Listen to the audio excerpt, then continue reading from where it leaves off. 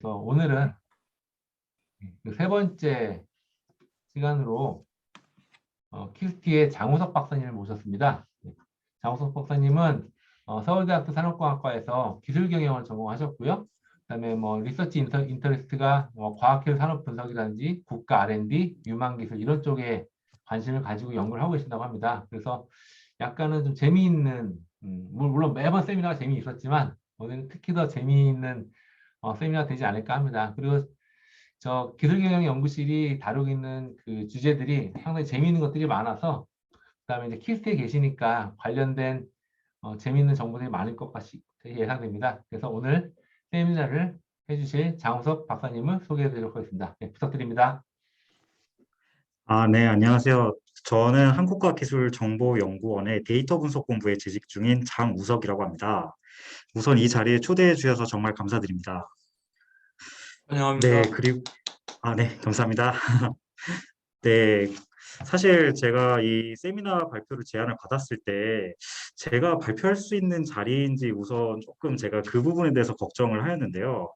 그래도 이렇게 좋은 게 주셔서 제가 우선은 제가 그냥 그동안 고민했던 내용들에 대해서 공유드리는 자리라고 생각을, 강연이란 느낌보다는 그냥 제 고민에 대한 공유라고 할까요? 그냥 제가 했던 일에 대해서 그냥 간단하게 공유드린다는 생각으로 이런 발표 자료 내용을 구성을 하였습니다. 네, 그래서 제가 오늘 발표 드리고자 하는 주제의 컨셉은 크게, 그 키워드는 크게 두 개인데요. 첫 번째는 전략 기술이라는 키워드고, 두 번째는 이를 바탕으로 한 R&D 전략을 수립하기 위해서 어떻게 해야 될까라는 제 고민을 간단하게 이렇게 프레젠테이션으로 작성을 하였습니다. 네. 그래서 크게 이 국가전략 기술 관련된 내용과 R&D 사업 분석에 대한 내용 이 두 가지 꼭지를 토대로 제가 이렇게 발표 자료를 구성하였고요. 발표 안내 시간을 대략 40분 정도로 잡았는데 우선 한 30분 정도로 발표를 구성하고자 하였습니다. 그래서 이 두 가지에 대해서 제가 고민했던 내용들에 대해서 간단하게 설명을 드리고 맺은말을 간단하게 한 페이지 정도 준비를 했습니다. 네, 우선은 제가 첫 번째 주제를 말씀드리기 전에 지금 현재 주식이라는 것과 같이 재테크나 이런 투자에 대해서 관심을 가지신 분들이 굉장히 많으신데요. 혹시 그 주식 시장의 투자 지표 개념 중에 PDR이라는 개념에 대해서 혹시 들어보신 분이 있으실까요? 네, 그 일반적으로, 네네, 죄송합니다. 저는 들은 적이 없다고 말씀드리려고 했습니다. 네네. 그래서 이러한 주식시장에서 일반적인 투자 지표에 대해서 설명을 할 때는 과연 이 회사가 얼마나 많은 수익을 거두는가, 혹은 이 회사가 얼마나 많은 자산을 보유하고 있는가, 그리고 그거에 해당되는 부채가 어느 정도인가 등 회사의 외적인 내용을 토대로 이러한 기업의 가치가 평가가 되고 이 내용이 주식시장에 반영이 됩니다. 그래서 일반적으로 기업의 가치는 재무제표라는 정량적인 틀을 토대로 평가되는 경우가 많고 그렇기 때문에 기업의 가치가 정량적인 성과를 토대로 반영이 되는 경우가 굉장히 많습니다. 그런데 이렇게 정량적인 성과나 정량적인 지표만으로 평가하기에는 몇몇 설명하기 어려운 주식들이 있었는데요. 예를 들어서 테슬라라는 이 전기자동차 회사에 대해서 굉장히 많이 들어보셨을 겁니다. 이 테슬라에 대한 수익은 삼성전자나 저희가 알고 있는 굴지의 주식에 비해서 그 전체 수익도 높지 않은 편이고 PBR이라고 불리는 순자산도 삼성전자와 같은 굴지의 기업들에 비해서 높지 않은 편입니다. 하지만 최근에 봤을 때 이 테슬라라는 기업의 주가에 대한 총 시가총액이라고 불리는 전체 가치는 세계의 굴지의 기업을 넘은 한 4, 5위 정도의 위치를 하고 있습니다. 한 5위, 6위 정도로 알고 있는데요. 이러한 내용을 약간 어떻게 보면 비합리적일 수도 있는 내용을 설명하기 위해서 최근에 전문가들은 PDR이라고 불리는 꿈 대비 주가 비율이라는 형태의 개념을 정의하였습니다. 간단하게 설명드리면 이 기업의 미래, 이 기업이 얼마나 성장할지 등에 대한 내용을 완전히 정량적으로 계량화할 수는 없지만 이거에 대한 기대 심리를 반영하여 주가 평가를 하는 방식이라고 할 수 있습니다. 실제로 그래서 우리나라에서도 삼성전자를 비롯한 다양한 기업들이 이런 주식 투자에서 높은 이 주식 투자 지표 관점에서 높은 평가를 받고 있는데요.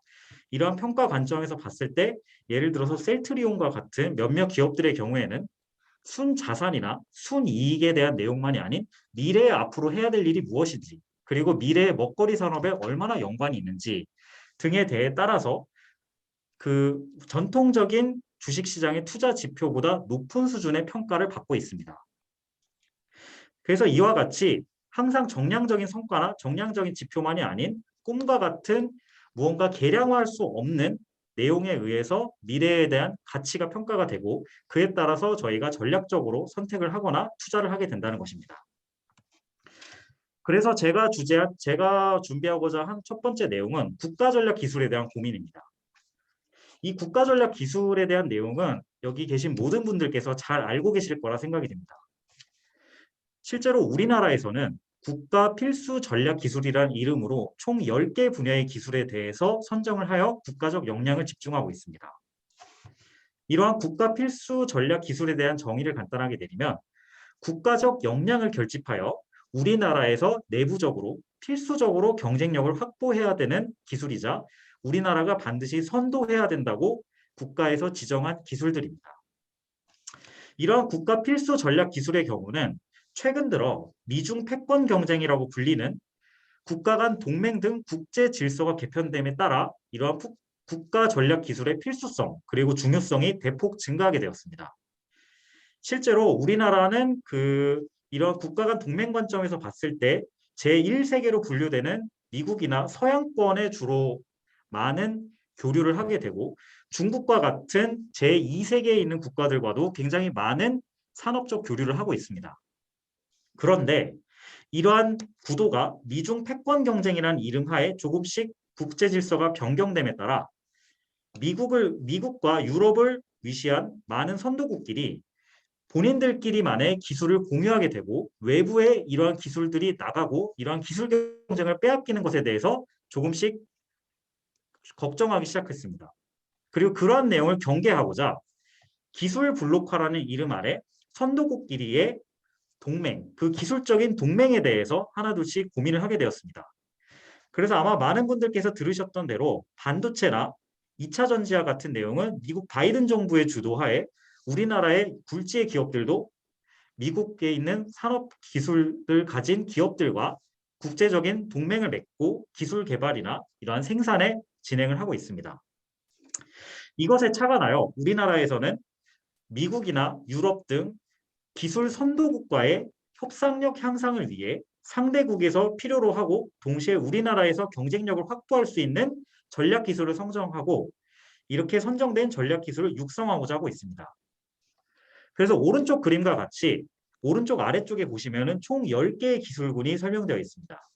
그래서 반도체, 디스플레이, 2차 전지처럼 우리나라에서 충분한 경쟁력을 가지고 타 국가와의 동맹을 추진하는 산업도 있고 양자과학이나 우주항공, 인공지능과 같이 우리나라에선 다소 열세이거나 시작 단계에 있는 산업들도 다수 포진해 있습니다.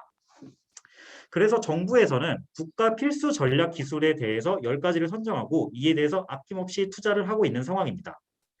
실제로 키스티에서도 이런 국가 필수 전략 기술에 대응하여서 이 10가지 기술군과 추가적인 여러 가지 기술군에 대해서 유망기술 세미나와 같은 이름으로 이러한 기술들에 대한 유망성, 그리고 이 기술들이 정말 발전할 수 있는지에 대해서 여러모로 연구를 진행하고 있으며 실제로 제가 연구를 진행하고 있는 분야 또한 전기자동차와 2차 전지에 해당되는 국가 필수 전략 기술 중 2차 전지 카테고리에 들어가는 기술에 대해서 저도 이러한 기술 분석을 시행하고 있습니다. 그런데 제가 이러한 내용을 분석하다 보니 현재 상당수의 기술에 대한 평가는 앞에서 언급했던 기술 스펙과 같은 정량적인 평가 위주로 진행이 되고 있습니다. 하지만 아까 말씀드렸던 PDR처럼 사람들의 기대 혹은 대중들의 기대에도 또 하나의 경쟁력이 또 하나의 평가 요소로 반영을 할 수 있다고 저는 판단을 하였습니다. 그래서 저는 제가 진행했던 졸업 연구와 연계하여 국가 전략 기술 내에서 사회적으로 유망하고 높은 가치의 기술이 무엇일까? 그리고 이것들을 기술을 발굴하기 위해서 어떠한 방향으로 고민을 하게 될까에 대해서 제가 고민하기 시작하였습니다. 그리고 저는 이러한 내용의 해답을 얻고자 기술적 요소와 사회적 활용이라는 두 가지 컨셉에서 국가 전략 기술 내 유망 기술을 어떻게 도출할지, 그리고 이러한 내용들을 어떻게 평가할지를 온라인 게시물을 위주로 한 전문가 의견과 사용자 의견을 수집하여 평가하고자 하였습니다. 그래서 저는 이 앞에서 설명한 기술적 요소에 해당 카테고리에 해당되는 연구와 사회적 활용에 대해서 카테고리에 활용되는 연구에 대해서 간략하게 소개를 드리고자 합니다. 그래서 우선 첫 번째 꼭지인 그 기술적 요소에 대해서 고민을 하기 위하여 저는 국가 전략 기술과 유망 기술은 사회 기술적인 발전에 큰 영향을 미친다고 보고, 이러한 국가 전략 기술과 유망 기술은 굉장히 사회적인 파급력이 높은 동시에 사회적인 이슈를 발생한다고 보았습니다.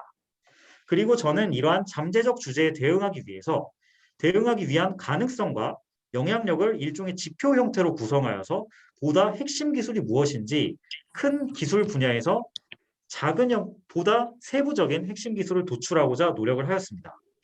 그래서 이러한 흐름을 간단하게 요약을 하면은 제가 현재 담당하고 있는 전기자동차를 포함한 친환경차 분야에서 여러 가지 핵심 기술들을 도출을 하였습니다. 이렇게 선정된 기술들을 토대로 과연 어떠한 기술들이 실제로 보다 사회적인 가치가 있을까, 혹은 사회적으로 영향력이 있을까에 대해서 고민을 하여 이 친환경차 내에 속한 세부적인 기술들에 대해서 평가를 하는 연구에 대해서 계속 저는 고민을 하고 진행하고 있습니다. 그래서 저는 1차적으로 핵심 기술 탐색에 대한 고민을 수행하고 있습니다. 이러한 내용은 앞에서 언급했던 배터리 고도화 기술 예로 들었을 때 배터리 고도화 기술의 세부적인 여러 가지 기술들에 대해서 예상되는 다양한 이슈를 발굴하고 이에 대응하고 영향을 미칠 수 있는 핵심 기술을 탐색하는 연구를 진행하고 있습니다. 그래서 저는 이러한 내용을 수행하기 위해 주제 발굴 모형이라고 하는 토픽 모델링에 대해서 진행을 하고 있습니다. 이러한 토픽 모델링은 문서 및 키워드별로 어떠한 주제가 포함되어 있을지 추정하는 모델로서 문서 주제 간 관계와 주제 단어 간 관계를 분석하여 문서별로 어떠한 주제를 담고 있는지, 그리고 핵심적인 키워드가 무엇인지 분석하는 모델이라고 할 수 있습니다. 그리고 이렇게 주제 발굴 모형을 토대로 도출된 주제를 통해 해당 기술에 대해서 정량적인 지표를 얻어내고, 이러한 정량적인 지표에 대해서 군집화 모형을 적용함으로써 기술별로 과연 어떠한 세부적인 기술이 유망할지에 대해서 판단하고자 하였습니다. 그래서 저는 이러한 내용을 수행하기 위해 주제 할당 모형이라는 내용을 토대로 주제 발굴 모형을 수행하였으며, 군집화 모형 단계에서는 총 3개의 지표를 군집화 모델에 활용을 하였는데, 기술 요소 분포라는 내용, 그리고 기술의 이질성이라는 내용, 이 두 가지 내용을 폰트러서 저는 다양성 지표라는 형태의 내용을 토대로 다양성 지표가 높은 기술일수록 사회적인 영향력이 크다라고 가정을 하였으며, 이러한 기술의 영향력을 보다 체계적으로 분석을 하기 위해 네트워크 형태의 연결 강도 행렬을 구성을 하여 군집화 모형에 반영을 하였습니다. 그리고 이렇게 토대로 이런 3가지 형태의 지표를 토대로 산출된 내용을 통해 기술의 중요도를 산출하고자 하였습니다. 그래서 이러한 내용에 대한 사례 연구로서 저는 현재 배터리 기술에 보다 집중하여 분석을 하고 있습니다. 그래서 친환경차 분야의 배터리 기술에 대해 토픽과 관련 키워드를 아래와 같이 추출을 하고자 하였습니다. 이때 기술에 대한 토픽은 스피크 EV와 같은 친환경차 특화 포럼에 전문가 의견을 담은 데이터와 정부나 연구기관에서 발표하는 기술 보고서를 수집하여 이 특화 포럼의 데이터와 기술 보고서의 내용을 토대로 주제 발굴 모형을 돌려 결과를 얻어냈습니다. 그래서 아래 표와 같이 각각의 주제별로 제가 어떠한 주제에 해당되는지와 어떠한 유관 기술에 해당되는지를 키워드를 토대로 추정을 하여 이를 하나의 토픽으로 정의하였습니다. 그리고 이렇게 정의된 토픽을 토대로 각각의 문서를 어떠한 핵심 기술에 대한 내용을 담고 있는지 분류를 하였으며, 이를 토대로 핵심 기술 리스트를 도출하였습니다. 그렇게 도출된 핵심 기술 리스트를 토대로 핵심 기술에 예상되는 주요 이슈를 아래와 같이 추출을 하였는데요. 이러한 주요 이슈를 추출하기 위해서 앞에서 설명한 3개의 지표를 토대로 과연 이 기술군이 정말 유망한지를 알아보기 위해 클러스터를 구성하였고, 이러한 클러스터를 토대로 유망하다고 판단되는 클러스터에 속한 기술군들을 추려 이러한 기술군들에 대한 관련 이슈를 저희가 수집한 문서를 토대로 도출을 하였습니다. 예를 들어서 배터리 시스템 운용 고도화 기술의 경우에는 아마 배터리 쪽에 잘 아시는 분들이 많을 것 같아서 이러한 여러 가지 관련 주제를 도출을 하였는데요.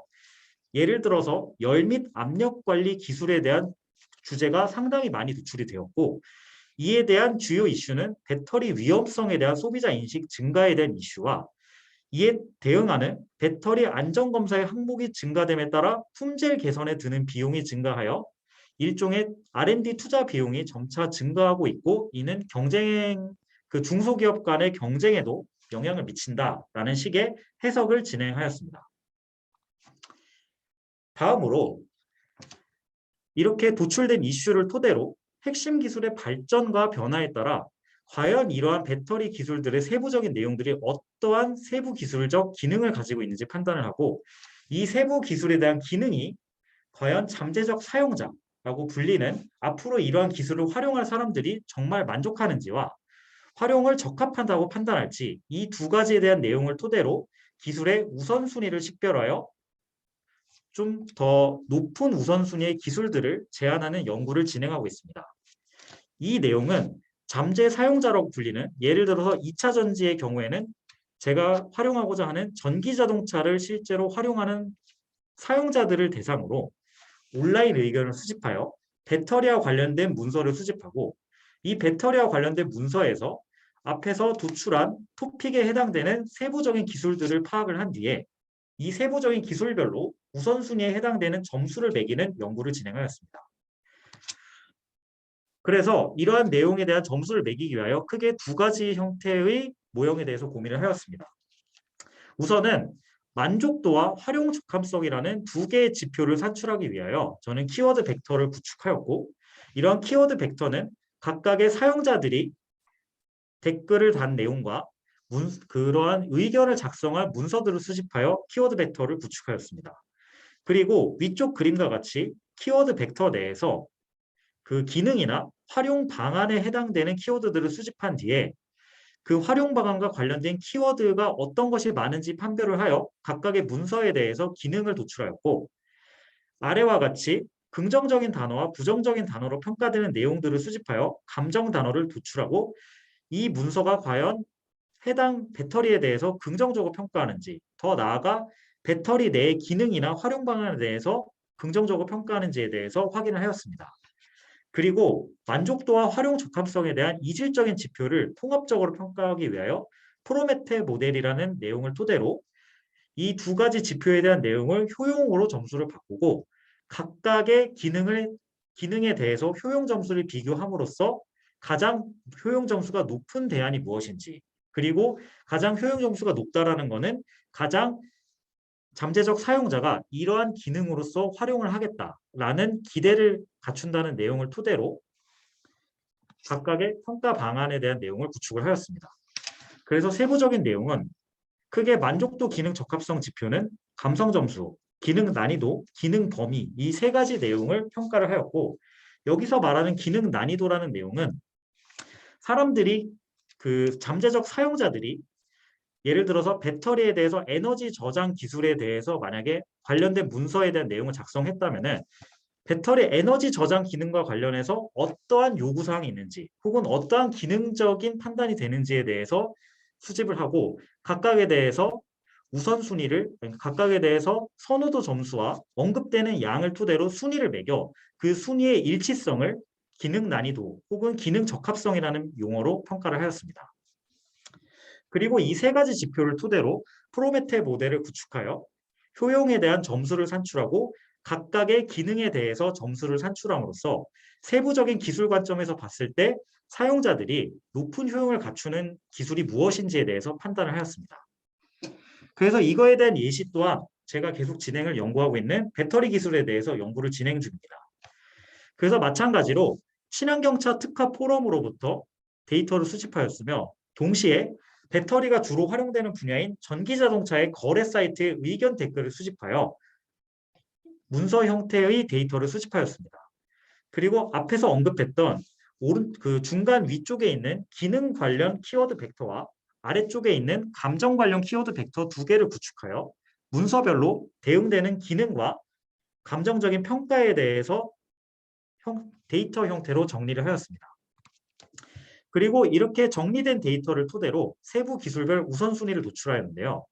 앞에서 소개한 감성 점수, 기능 난이도, 기능 비중에 대해서 배터리 시스템 고도화 기술이라는 세부적인 기술 내에 각각의 기능들에 대해서 점수를 매겼고, 이 기능들에 대한 점수를 토대로 세부 기술에 해당되는 배터리 시스템 고도화의 효용 점수를 산출을 하였습니다.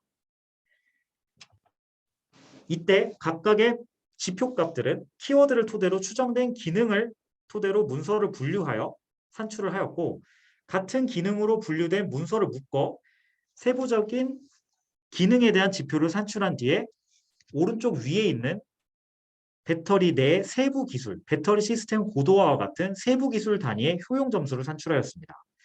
그리고 이렇게 산출된 효용 점수를 토대로 우선순위를 매김으로써 사용자들 관점에서는 배터리 기술 내에 배터리 시스템 운용 고도화에 보다 높은 만족도 혹은 보다 높은 기대감을 가지고 있구나라는 내용을 제시함으로써 이러한 국가전략 기술 수립에서 이러한 내용을 추가로 반영하는 방법에 대해서 저는 크게 연구를 진행하고 있습니다. 네, 그래서 이렇게 해서 국가전략 기술에 대해서 제가 현재 진행하고 있는 연구와 고민에 대해서 간단하게 공유를 드렸습니다.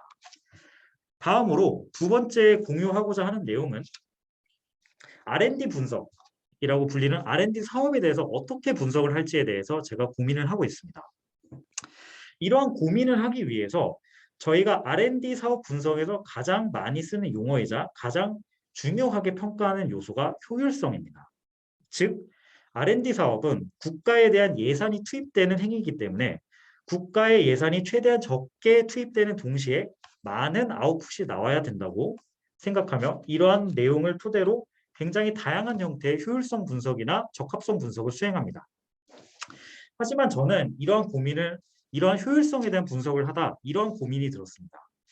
이 왼쪽에 있는 그림은 흔히 자취하는 방에서 볼 수 있는 그림인데 에너지 효율 등급 관점, 즉 우리가 일반적으로 알고 있는 효율성 관점에서는 굉장히 나쁜 형태의 냉장고라고 볼 수 있습니다.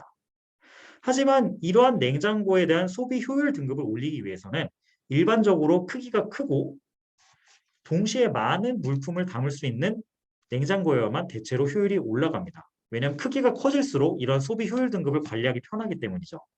그럼에도 불구하고 자취생들은 낮은 효율 등급을 갖췄으나 본인들이 보관해야 되는 음식의 양이 많지 않기 때문에 낮은 등급의 냉장고가 오히려 더 적합할 수도 있습니다. 이래서 효율성이 좋다라는 게 항상 좋은 사업일까라는 거에 대한 의문이 시작이 되었고, 또한 피터 드러커는 이런 말을 남겼습니다. 효율이란 일을 제대로 하는 것이고 효과는 라이팅이라고 불리는 올바른 일을 하는 것이다 라는 내용에 대해서 효과는 올바른 일을 하는 것이다 라는 내용을 명언으로 남겼습니다. 그래서 저는 단순한 효율성 분석이 아닌 보다 이런 R&D 사업에 대한 분석이나 R&D 사업에 대한 전략서를 위해서는 보다 체계적인 방법이 필요하다고 생각을 하고 이에 대해서 간단하게 제 고민에 대해서 공유를 드리겠습니다. 그래서 국가 R&D 분석과 관련해서 정부 R&D 사업의 분석 및 평가를 위해서 저는 보다 효과적인 투자가 필요하다고 생각을 하였습니다.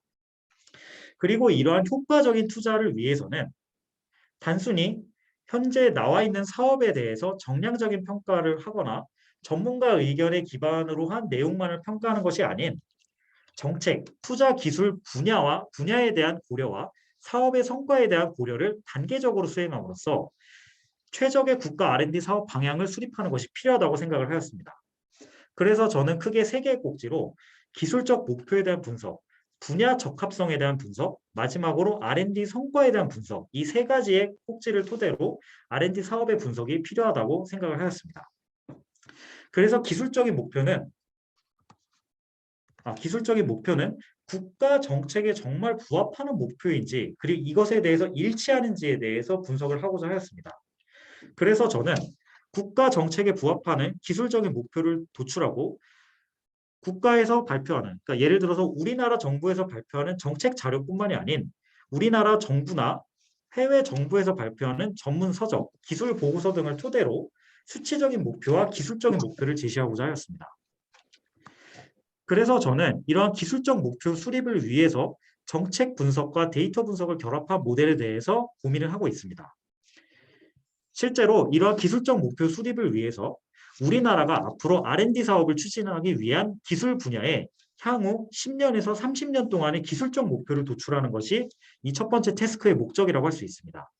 그래서 저는 단순히 정책적인 분석뿐만이 아닌 주제와 키워드를 활용하여 수치적인 정보 또한 함께 수집을 하고 이를 토대로 거시적인 목표가 아닌 보다 구체적인 기술 목표를 수립하기 위해 노력하고 있습니다. 현재 이 제시된 사례의 예를 들면 전기 수소차 보급 확산 방향이라는 정책과 미래차 산업 발전 전략이라는 정책을 토대로 아래와 같이 25년까지 1.5만 개의 전기 충전소 설립을 확대하겠다는 구체적인 수치가 담긴 기술적 목표를 도출하였으며 주택의 전기차 충전 규제 완화라는 내용을 따와 이 두 가지를 정책 분석을 통해 얻은 결과라고 해석을 하였습니다. 그런데 저는 여기에 정책적인 데이터만이 아닌 R&D 사업에 대한 구체적인 과제, 그리고 이러한 과제와 연계된 성과에서 발생하는 스코프스 키워드, 즉 논문이나 특허의 키워드를 토대로 여기서 얻어내는 과제 목표에서 얻어내는 단어들 혹은 키워드들과 스코프스의 키워드를 통해서 데이터 분석 탭에 P2P 전기 충전에 대한 내용을 추가로 얻었습니다. 그래서 이러한 내용을 모두 결합하여 아래쪽에 1.5만 개 이상의 전기 충전기 설립 및 P2P 전기 충전 인프라 구축을 통한 전기 초연결 충전망 구축이라는 보다 세부적인 목표를 도출을 하였고 이러한 목표 도출 내용이 R&D 조정 단계에서 일부 내용 반영된 것으로 저는 알고 있습니다. 다음으로 사업 분야 적합성 분석이라는 내용에 대해서 고민을 하였습니다. 아까 말씀드렸다시피 사업에 대한 효율성 분석을 하였지만 정말 이 사업이 필요한 것일까에 대한 고민에서 출발하여 투자 필요 기술에 대한 발굴의 목적에 부합하도록 여러 가지 지표 형태의 분석을 고민하고 있습니다. 그래서 제가 현재 고민하고 있는 지표들 중에 일부를 소개드리고자 아래와 같은 두 가지 지표 형태를 준비하였는데요. 첫 번째로 성장성 지표에 대한 내용은 시간의 흐름에 따라 현재 기술 분야에 대해서 점차 많은 성과가 발생하는가에 대해서 분석을 하고자 하였습니다. 그래서 이러한 형태의 알파 값은 1과 0 사이의 값을 가진 일종의 시계열 분석 시계열 분석 모델과 유사한 형태의 지표를 토대로 최근 연도에 많은 논문이나 특허 등 성과가 발표될 경우 지표값이 증가하는 형태로 성장성 지표를 분석하였고 이러한 지표값이 높을수록 기술의 성장성이 현재까지 높게 판단되었기 때문에 앞으로도 투자 가치가 높다라고 저는 해석을 하였습니다. 두 번째로 격차 형태의 지표에 대해서 고민을 하고 있는데 이 내용은 현재 우리가 투자하고자 하는 기술이 선도 국가에 비해서 우수한가 혹은 많은 격차가 발생하는가에 대해서 살펴보았습니다. 그래서 이러한 형태의 격차 지표를 분수 형태로 정의함으로써 일반적으로 기술군의 격차가 클수록 선도 국가에 비해서 굉장히 많은 격차가 발생한다고 보았습니다. 그래서 만약에 이 기술이 성장성 지표나 정책적 목표 등 다양한 형태의 의사결정 지표를 통해서 필요하다고 판단될 경우 기술군의 격차가 클수록 시급하게 투자를 진행해야 되고 더 많은 R&D 사업을 창출해야 된다고 저는 해석을 하였습니다. 그래서 이러한 내용을 토대로 이러한 내용을 토대로 저는 그 배터리 분야에 대해서 과학기술성을 분석을 하였습니다. 이러한 배터리 분야에 대한 과학기술성 분석을 위하여 기술 분야의 성장성과 1위 국가 대비 한국에서 나타난 성과의 상대적 수준을 아래와 같이 분석을 하였습니다. 그래서 저는 특허와 논문 분야에, 그러니까 그 배터리 분야에 대한 특허와 논문 데이터를 통해 서지 정보를 수집하여 데이터를 구축하였고 기초적인 통계 분석을 거쳐 아까 말씀드렸던 격차 지표에 대해서 아래와 같이 표 형태로 구축을 하였습니다. 아래와 같은 도표에서는 출력 특성에 비해 시스템 특성과 에너지 저장 특성, 즉 배터리에 대한 시스템 고도화에 대한 내용과 배터리 주행 거리를 결정하는 에너지 저장 특성에 대해서 논문 발표나 평균 피인용 수가 다소 미진하다라는 평가를 하였습니다. 그래서 저는 이러한 출력 기술에 비해 시스템과 에너지 저장 기술이 보다 큰 격차를 갖추고 있기 때문에 앞에서 언급했던 정책적인 필요성이 인정될 경우 보다 많은 투자가 필요하지 않을까라고 제안을 하는 형태의 인플리케이션을 제공하고자 이러한 연구를 진행을 하였습니다. 그래서 저는 이러한 데이터 분석을 토대로 투자가 적합한 분야가 무엇인지 찾고 이러한 투자가 적합한 분야에 맞는 기술적 목표와 전략이 무엇인지에 대해서 수립하고자 이러한 분야와 관계된 과제를 분석하고자 하였습니다. 그래서 이렇게 필요성이 인정되는 과제와 사업 분야에 대해서 과연 그동안 성과가 잘 나타나는지에 대해서 분석을 하고자 하였습니다. 그래서 이러한 R&D 사업의 진단을 위하여 저는 실현된 성과와 영향력이라고 불리는 잠재적 성과를 모두 평가하는 방안에 대해서 고민을 하고 있습니다. 우선 실현된 성과는 흔히 말하는 효율성 평가를 위해서 논문과 특허의 정량적인 성과를 토대로 사업 단위에서 효율적인 성과를 산출하고자 모형을 구축하여 비교를 하였습니다. 특허 논문 성과를 별도로 평가하여서 효율이 높은 사업을 우선적으로 선택을 하여 그 선택된 사업에 대해서 오른쪽에 있는 잠재적 성과, 즉 영향력을 분석하였습니다. 이러한 발생된 성과의 영향력은 아까 앞에서 보여드린 성과의 분포, 이질성, 주제와 같은 형태의 지표를 토대로 성과의 영향력을 분석하여 보다 효과적인 산업이 무엇인지 산출을 하였습니다. 그리고 이런 효과적인 산업이 무엇인지 산출함으로써 앞으로 우리가 나아가야 할 혹은 우리가 앞으로 R&D 사업을 발굴해야 될 주제가 무엇인지에 대해서 제시하고자 하였습니다.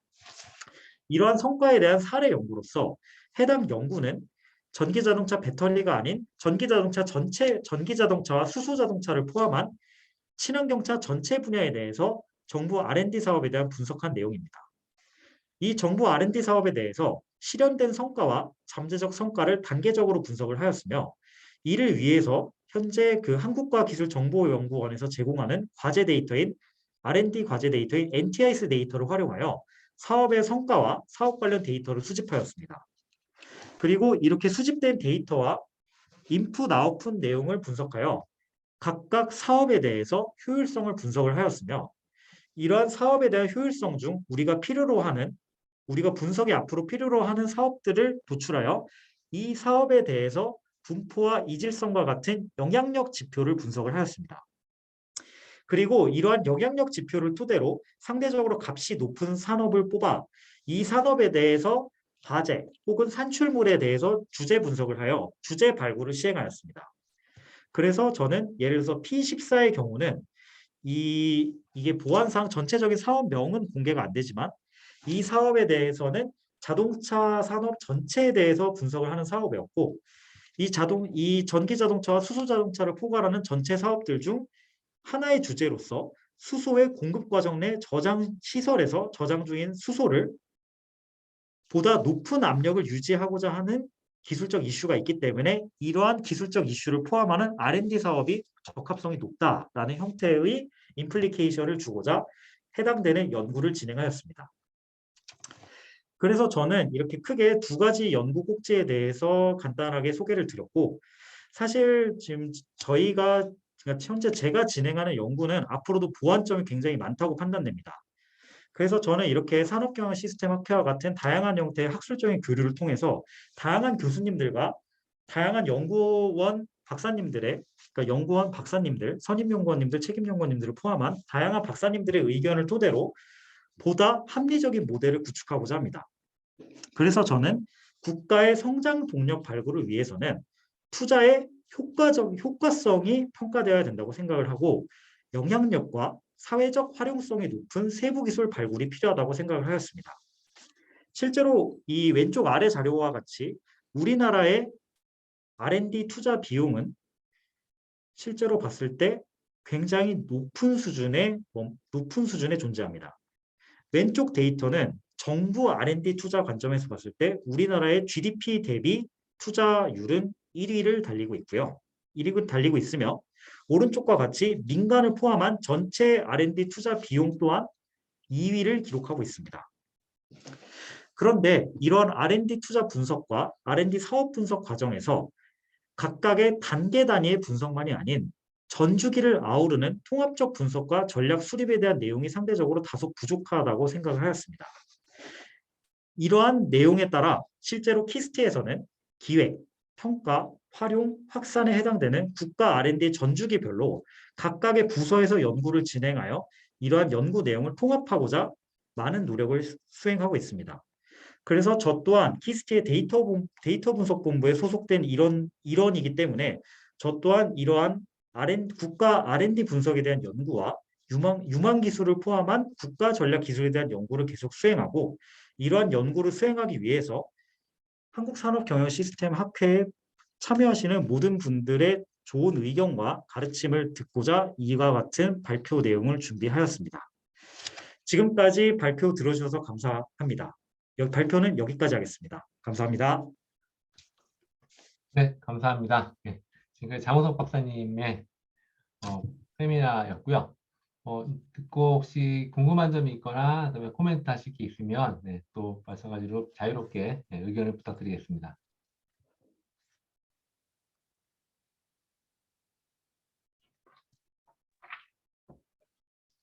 네, 강석 교수님 혹시 하실 네, 말씀 있으세요? 장우석 박사님, 훌륭한 발표 잘 들었습니다.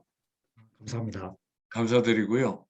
그러니까 지금 국가 R&D 그 지원에 대해서 사실은 뭐 수없이 많은 그 프로포절이 나오고 있는 거죠. 제안이 나오는데 네, 맞습니다. 정부 예산이 제한적이니까 어떻게 하면은 가장 효과적으로 투자할 수 있는 과제들을 발굴해서 집중적으로 지원하는 게 정부로서의 또 목표겠죠. 네, 맞습니다. 자, 그래서 이제 보니까 우리가 GDP 대비 세계 1위 R&D 투자라고 하는데 네.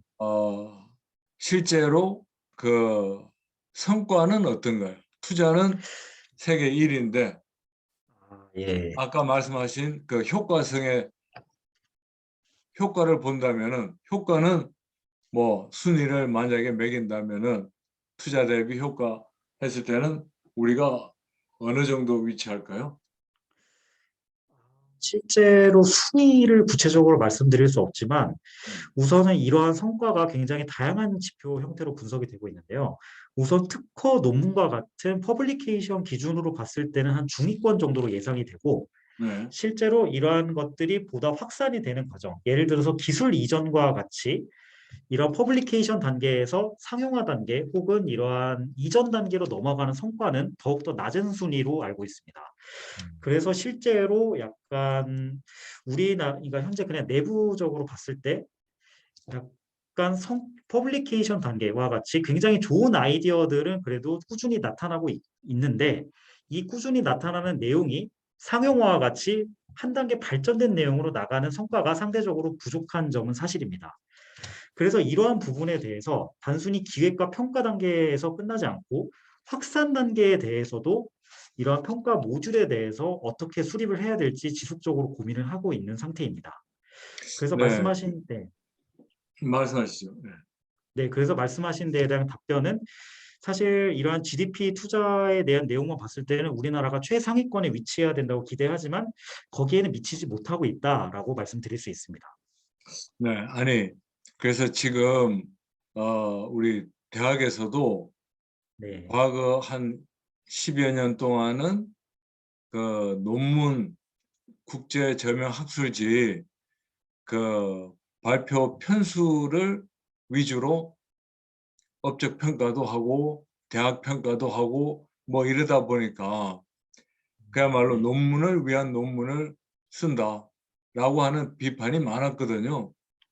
예, 맞습니다. 그러다 보니까 이제 최근에 와서는 특히 한양대학교를 위치해서 아마 선두 그룹에 있는 대학들은 이제 그 실수를 좀 줄이기 위해서 논문 편수보다는 그야말로 논문의 질, 정말 사이테이션이 얼마나 많은 논문을 발표하느냐. 그래서 피인용 지수를 상당히 이제 중요시 하고 있거든요. 예.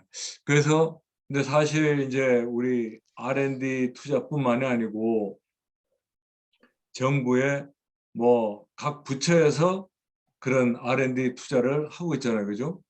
네, 맞습니다. 근데 아마 정부 부처에서도 사실은 이렇게 많은 R&D 투자를 하는데 제일 기대하는 거는 정말 성과가 좀 많아야 되는데 연구를 위한 연구에만 너무 투자가 집중된다면 정부는 사실 그 기초 연구도 중요하지만 그 기초 연구가 실제 기업의 기술과 연결이 되고 그게 국가 경쟁력으로 갈 수 있는 제품 개발 또는 네, 뭐 시스템 개발 이렇게 연계되기를 바랄 텐데 아까 네, 말씀하신 것처럼 맞습니다. 그게 지어져 보면은 단절되는 거 아니에요. 네,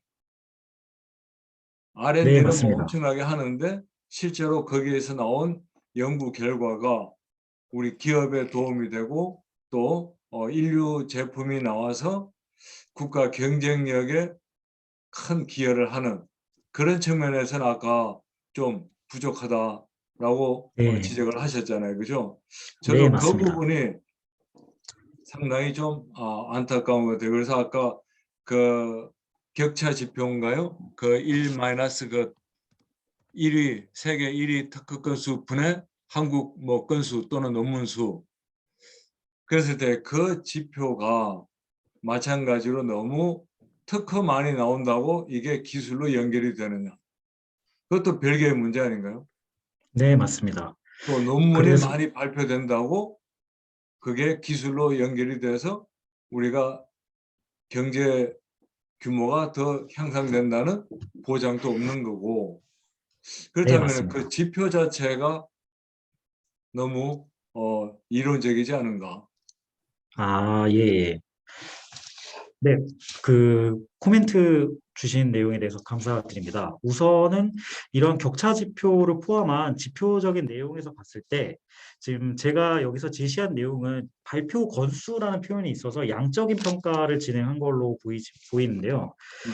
실제로 저희가 이러한 투자 산출 진행을 했을 때 가장 중요하게 혹은 가장 높은 가중치를 두고 있는 내용은 질적인 내용을 위주로 우선은 평가를 하고 있고요. 평가를 하고자 이렇게 모델을 구축하고 있고요. 음. 실제로 논문의 경우는 아까 말씀하신 인용 지수와 같은 형태나 그리고 협력이 얼마나 진행되고 있는지, 예를 들어서 타 국가의 협력 혹은 타 기관과의 협력이 어느 정도 진행되고 있는지에 대한 내용을 평가 요소에 반영을 하여 상대적으로 높은 가중치를 주었고요. 특허의 경우에는 크게 두 가지 형태로 이 특허를 기반으로 해서 과연 타 국가, 예를 들어서 같은 내용의 특허가 한국뿐만이 아닌 미국이나 유럽 등의 특허에 등록이 될 수 있는가, 출원이 될 수 있는 것과 같은 패밀리 특허에 대한 내용, 패밀리 특허 수에 대한 내용과 그리고 과연 기술 이전이 어느 정도로 발생하고 있는지, 이 특허를 기반으로 한 기술이 실제로 기업이나 혹은 타 기관에 정말 이전이 되고 있는지 이 두 개에 대한 내용을 집중적으로 이 두 개에 대한 내용을 높은 가중치를 두고 평가를 진행하고 있으며 이러한 평가에 대한 모듈을 계속해서 말씀하신 대로 지표에 대해서 보완점을 찾고 있습니다. 네. 그래서 제가 약간 예시를 든 내용이 발표 건수로만 써 있어서 약간 저도 약간 이 부분에 대해서 제가 약간 이러한 자료 구성에 대해서 약간 실책을 한 것 같고요. 말씀하신 대로 질적인 내용 또한 반영하고자 노력하고 있고 앞으로도 많은 의견을 들어서 조금 더 평가 관점에서 합리적인 결과가 나올 수 있도록 노력하고자 하고 있습니다. 예, 네. 의견 주셔서 감사합니다. 예, 예, 감사합니다. 아니, 제가 또 질문 있지만 다른 분들한테 먼저 기회를 드리고 끝에 시간이 되면은 두 번째 질문은 따로 하겠습니다. 네. 네, 감사합니다. 네, 배려 감사합니다. 혹시 뭐 다른 질문이나 코멘트 있으신 분 계신가요?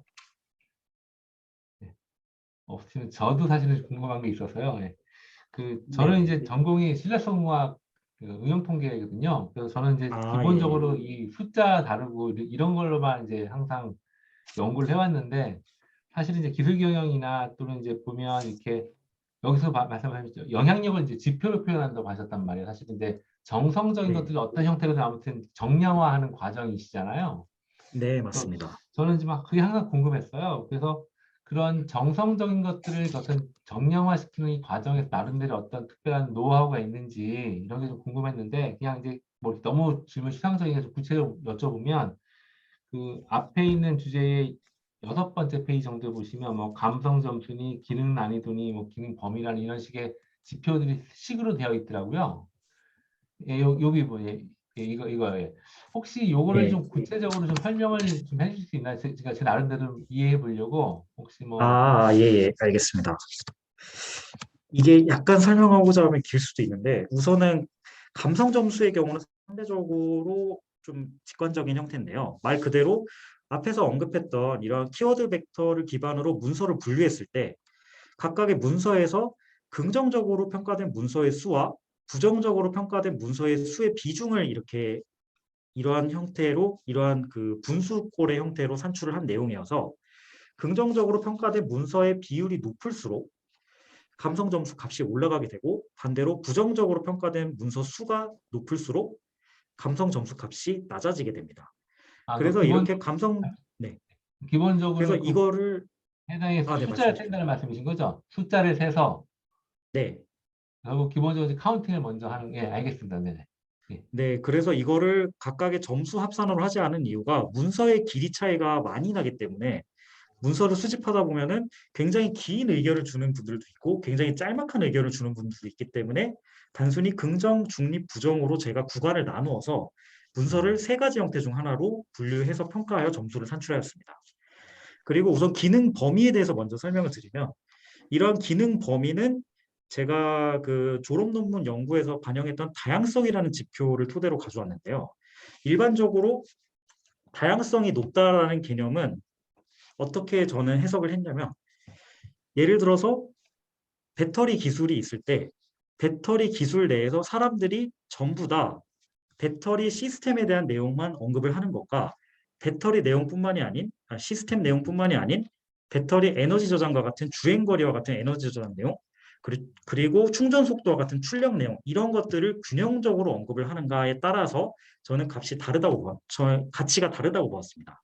네. 만약에 배터리 시스템을 거의 100% 언급을 할 경우에는 그 분야에 집중적으로 투자를 하되 상대적으로 다른 기술에 대한 투자는 상대적으로 좀 적게 해도 된다라고 저는 그냥 제가 임의로 일단 해석을 한 상태고요. 반대로 기술이 다양하게 투자가 될 경우에는 다양한 부분의 기술에 대해서 모두 니즈가 있기 때문에 세 개의 기술에 대해서 모두 투자를 해야 되고 이 때문에 투자 총액이 증가한다. 혹은 이러한 투자에 대한 관심도나 연구에 대한 역량이 보다 집중돼야 된다라고 저는 해석을 하였습니다. 이거에 대한 해석은 굉장히 주관적이기 때문에 저 같은 경우는 그 스트링의 다양성 논문을 토대로 이 지표를 가져와서 해당 내용을 해석을 하였고요. 마지막으로 기능 난이도에 대한 내용은 사실 설명이 조금 복잡할 것 같아서 제가 관련 논문을 미리 다운을 받아놨는데요. 질문하실 줄 알고. 네, 이 내용이 제가 원래는 설명을 좀 드리고자 하는데 지금 혹시 이 논문 화면 보일까요? 네, 보입니다. 네. 네, 지금 그래서 요거에 대한 지표를 간단하게만 설명드리면 순위라는 형태를 사용한 건데요. 우선은 현재 제가 제시한 그림을 통해서 간단하게 설명을 드리면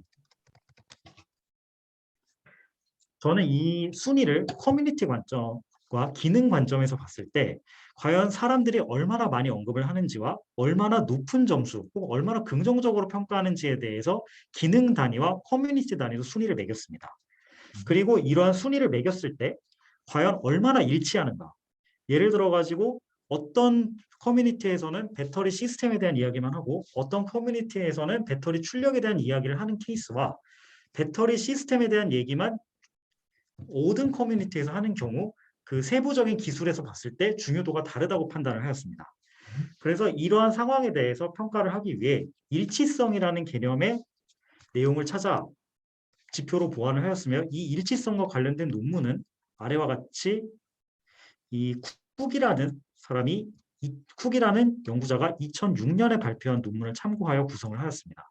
그래서 세부적인 알고리즘은 여기에 해당되는 논문을 참조하시면 되고, 이와 같이 랭크 데이터를 토대로 아까 말씀드렸던 인디케이터를 산출함으로써 이 인디케이터를 마지막으로 이 데피니션 4.2와 같이 스칼라로 변환하는 형태로 값을 산출하였습니다.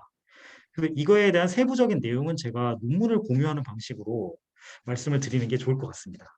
그래서 간단하게 설명드리면은 기능 혹은 커뮤니티의 순위를 토대로 일치성을 지표화하였다. 이 정도로 설명을 드리면 될 것 같습니다.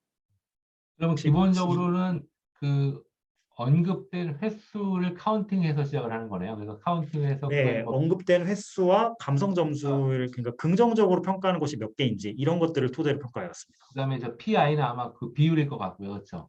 네, 맞습니다. 하고 이제 카운팅하는 개수와 비율을 가지고 아무튼 어떤 형태의 의미를 가지는 이제 어떤 수식을 모델링을 했다. 이렇게 이해를 하면 되겠네요. 네, 맞습니다. 예, 예, 감사합니다. 예.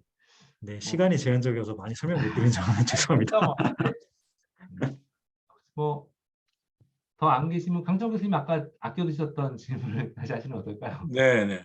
그러면은 장 박사님 아까 그 배터리 시스템 운영 고도화 거기 하실 때에 그 목표가 그 15,000기 확보. 네. 네, 요 내용 같은 경우는 사실 설명을 못 드렸는데 배터리 시스템은 아니고 요 내용은 전기 충전 인프라에 대한 내용이었습니다. 그러니까 오케이. 제가 전기 예. 자동차 전체 분야에 대해서 연구를 하다 보니까 이게 음, 토막토막 가져와서 약간 제가 혼선을 드린 것 같습니다. 그래요. 아니 그래서 예를 네, 들어서 저기 미래차 산업 발전 전략에 네. 25년도까지 충전소가 15,000개가 필요하다는 것인지 아니면은 충전기가 15,000개가 필요한가요? 여기 15,000개 같은 경우는 그 전기 충전소에 대한 내용 중에 이 내용을 간단하게 설명드리면은 일반적으로 전기 자동차는 급속 충전하고 완속 충전이라는 개념으로 나뉘어져 네. 있는데요. 여기서 말하는 1.5만 기는 급속 충전에 대한 내용입니다. 급속 충전에. 급속 충전 기기가 15,000대가 필요하다라는 그렇죠. 의미로 보시면 될 것 같습니다. 오케이. 자, 그런데 예를 들어서 이 15,000기가 필요하다고 네, 목표를 수립할 때에 예, 그 이 숫자가 나오게 된 그 근거나 배경이 네, 실제로 우리나라의 이제 전기 자동차 그 뭐라 그러죠? 등록 대수가 계속 네, 늘고 있잖아요. 그죠? 네, 맞습니다. 그렇다면 이제 2025년까지 이제 누적 사용 중인 그러니까 등록되는 전기차 대수에 대한 예측이 필요할 것이고 네, 맞습니다. 그다음에 이제 또 그에 따라서 뭐 완속 충전기나 급속 충전기가 몇 개가 이제 필요하고 이러한 네. 어떤 그 수요 예측과 그다음에 그런 근거에 의해서 만들어진 건가요, 이게? 우선은 지금 현재 발표한 내용의 조합에 대한 내용은 정책 보고서에 있는 내용을 그대로 가져왔고요. 예. 실제로 말씀하신 내용에 대해서도 제가 지금 현재 키스티 내에서 작성한 보고서 내용 중에서 이러한 수요 예측을 포함한, 그러니까 저 배터리 케이스를 사례로 들어서 시장성 분석을 추가로 수행을 하였는데요. 네. 거기에 해당되는 내용에서 다양한 형태의 시장 자료를 모니터링을 하고 이 시장 자료를 매년 예를 들어서 특정 주기를 가져서 6개월이나 3개월 이런 식으로 모니터링해서 자료를 수집하고 여기서 얻어지는 자료를 토대로 이러한 목표 수치를 계속해서 변경하고 있습니다. 네. 실제로 그래서 이 19년도에 세워진 1.5만 기 같은 경우도 목표가 보다 상향 조정될 예정이고요.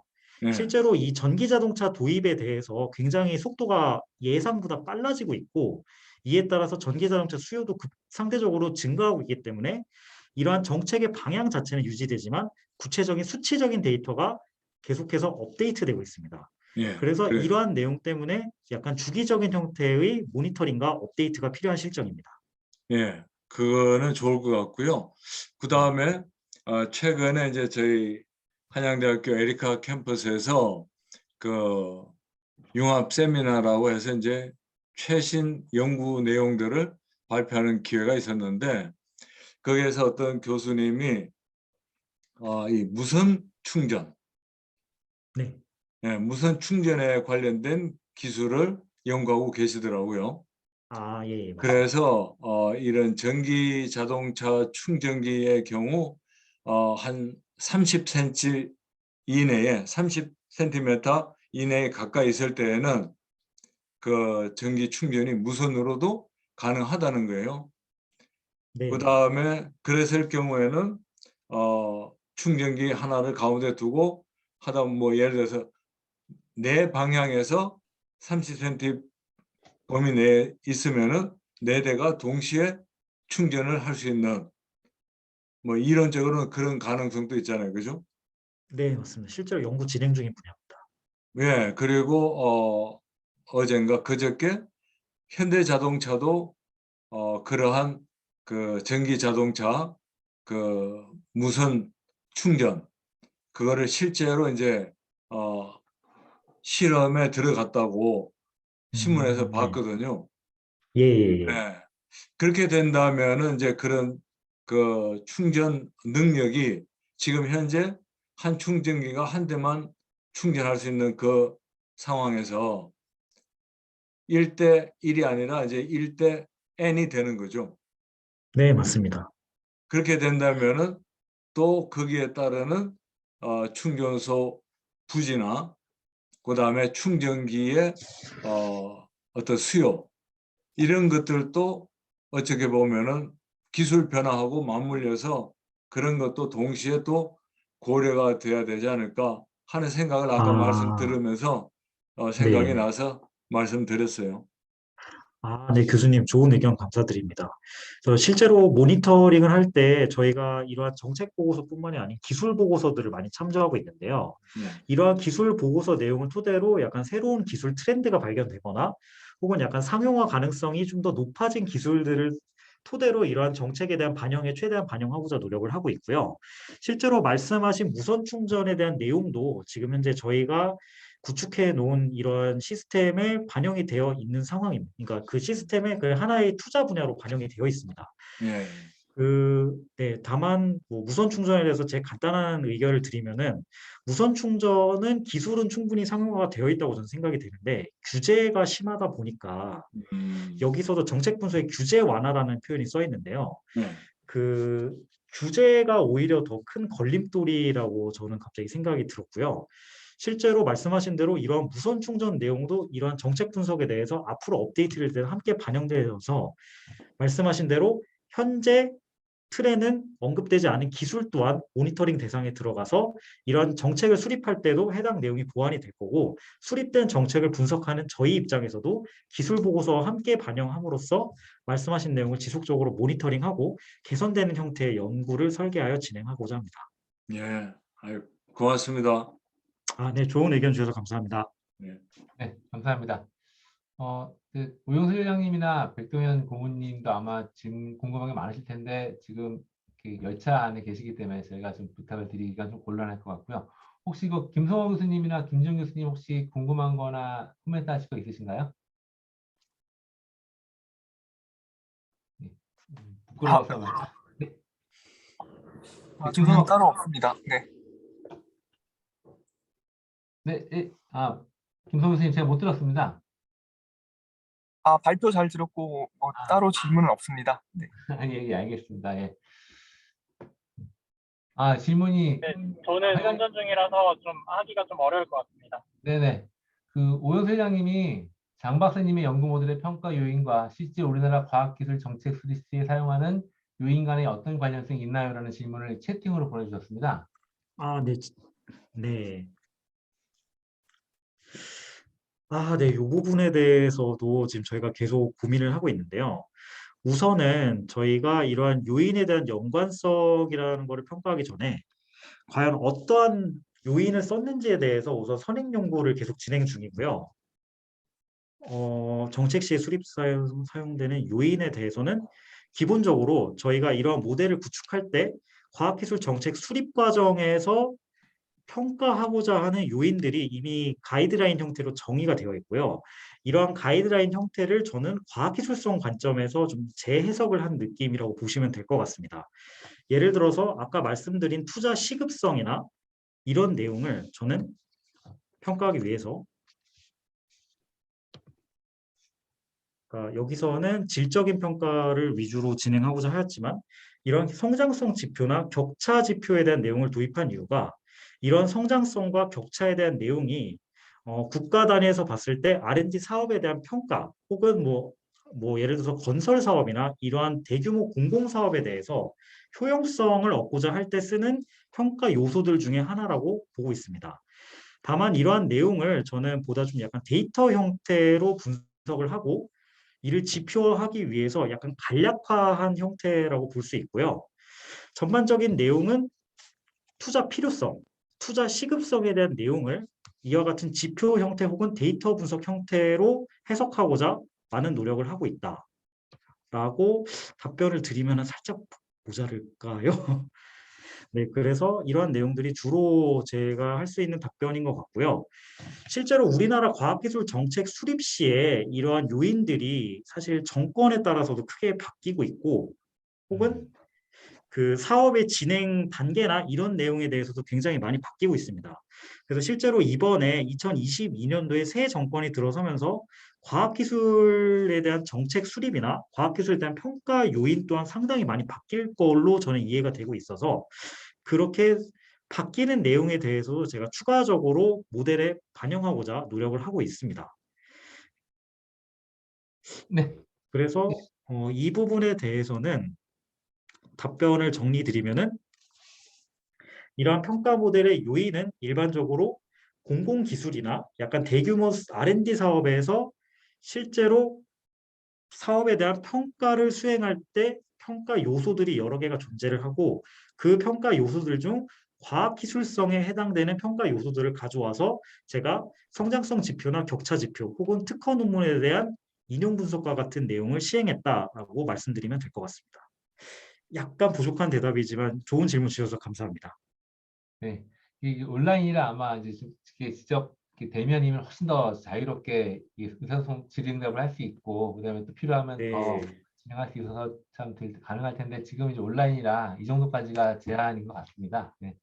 네, 실제로 그래서 제가 참고한 자료를 가능하면 나중에 기회 되면 공유 드리도록 하겠습니다. 예, 알겠습니다. 예. 벌써 시간이 4시 10분 1시간이 넘었습니다. 1시간 넘어서요. 이제 마무리해야 될 것 같습니다. 아까 말씀드렸다시피 사실은 세미나는 이제 이렇게 세미나를 하고 나서 그 다음에 진짜로 그 서로 얼굴을 보면서 질의응답을 하고 시간이 더 모자라면 뒤에가 차 한 잔 더 하거나 식사를 하면서까지 이렇게 얘기를 하면서 하면 이렇게 발표하시는 분도 또 듣는 저희도 훨씬 더 도움이 될 텐데 이제 코로나라는 상황 때문에 어쩔 수 없이 온라인으로 여기까지 하는 것을 양해 부탁드리고요. 네. 그래서 어차피 이제 이 세미나는 계속 진행이 될 거고요.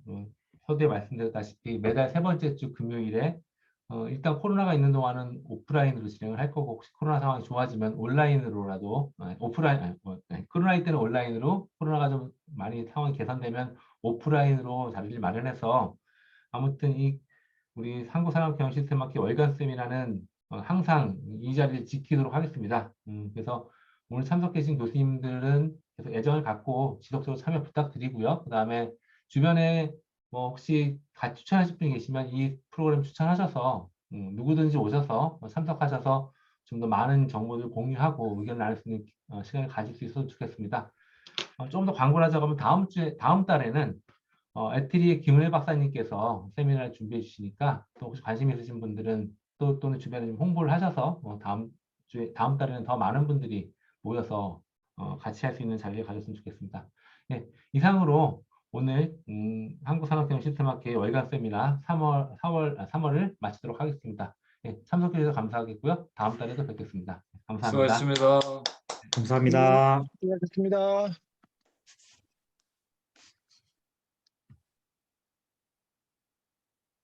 예, 네, 장호석 박사님 수고하셨습니다. 네, 감사합니다. 가까운 시간에 한번 얼굴 한번 봬요. 네, 다음에 또 인사드리겠습니다. 네. 그리고 김정 교수님도 다음에 뭐 가까운 시간에 한번 얼굴 뵙도록 하겠습니다.